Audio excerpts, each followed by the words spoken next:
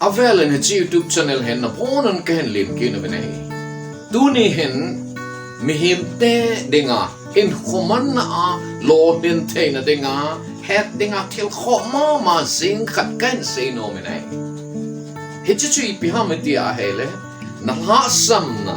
kisu mo sa hen ti ai mitam ta lo hin zolo na he a Lhahsamna a kisu mo sa ji wa he Lhahsamna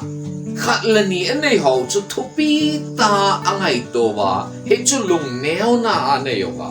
athil bol thei now ai mil lewa a ji wa hin khwa lo sama lo ji we ai he chi a he chi hi mi so sin het te dinga thil kho ta ya hi mi min lo len na nei te ding ti a hele hin khwa i Lhahsamna ho hi i thahat na su ha chom sa lo hil ding ai i thahat na ho zo chu ha ta man cha i Lhahsamna ho chu thahat sa ding i thahat na chu ha ta man cha i Lhahsamna ho chu li khu sa zo ding hi atahat na ipi umam pi phatet sa ke hol do a chule hichu ha ta mang chon i tabang Lhahsamna nei zong leo i tabang din mun tu zong leo hin khwa lo len anei te jiu ya hi phatet chan ngain mit cho khomu thelo hil khat jong chun amit cho na chu lung ha pi lo he athil melchi theina athil het theina cho a teina mang chan lo len na anei thok to vinai cholebana el bai cha thelo mihim khat jam chen a el bai na le acha thelo na chulung hla pi lo ve sei theina thahat anei cha mang chan in khwa alo len thok to vinai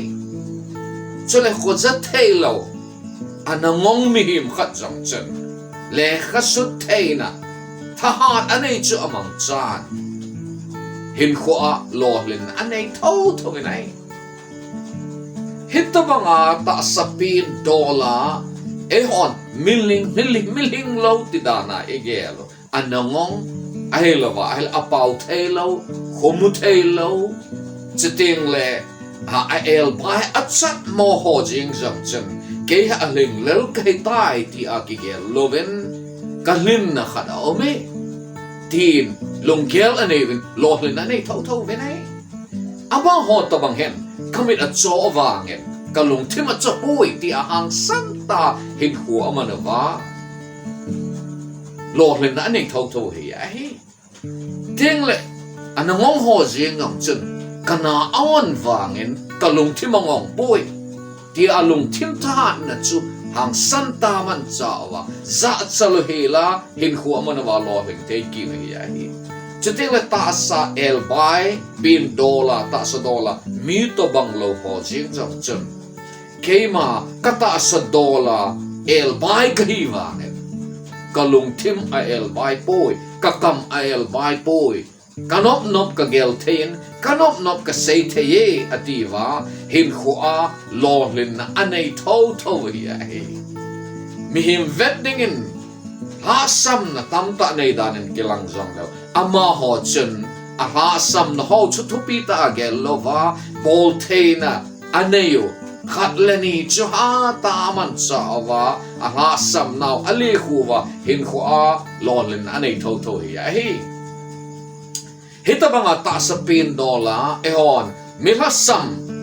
iti hola a hin khulo hin ta hin ma mi khat tu simena sei no menai ama che hele Helen Keller kitnu he Helen Keller hi mitso ahi se elovin ama he anangong khujathelo ha hawa ho ngai mi him khat ei nai hila ama hen til het theina thahan anei chu amang chan mitso chule nangong ahi na chu kisu mo sa lovin le kha ha simen asimen amitso anangong hola adinga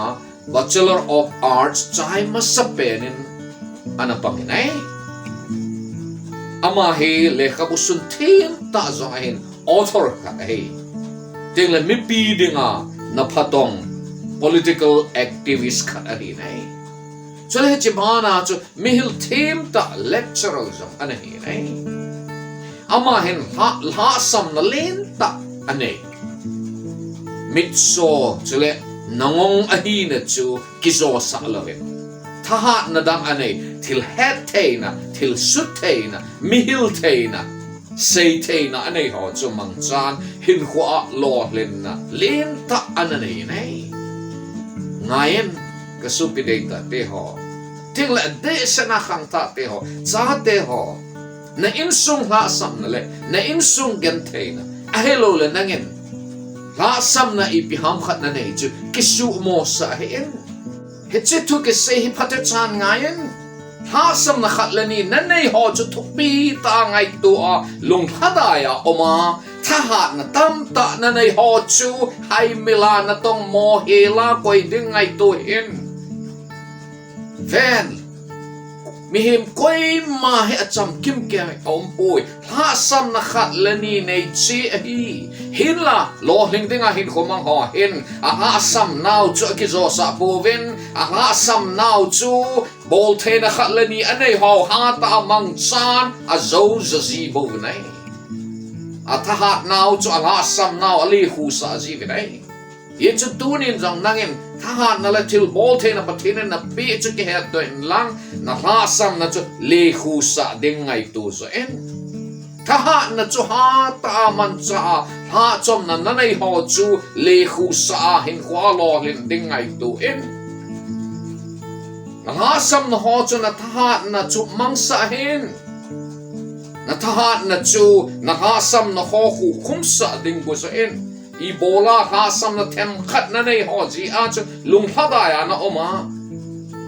hin khwa lo hin zo lo ma na godam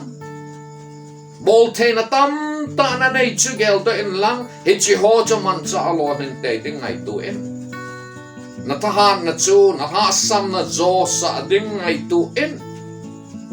patin la khabuna sei bangen nangin zong e hat sa pa Krista wanga chu izakai bol take ka hi ti lung put nei sing pomen na hin kho mangen lang tup mol so dingen na dongen chu tele na hin kho a lo nen na namu te te ding hi dunia na Lhahsamna Kijosah hin ti thoa holim na ene video anave anangai zo sen na mun chi pakai pathinen phaten hu tau hen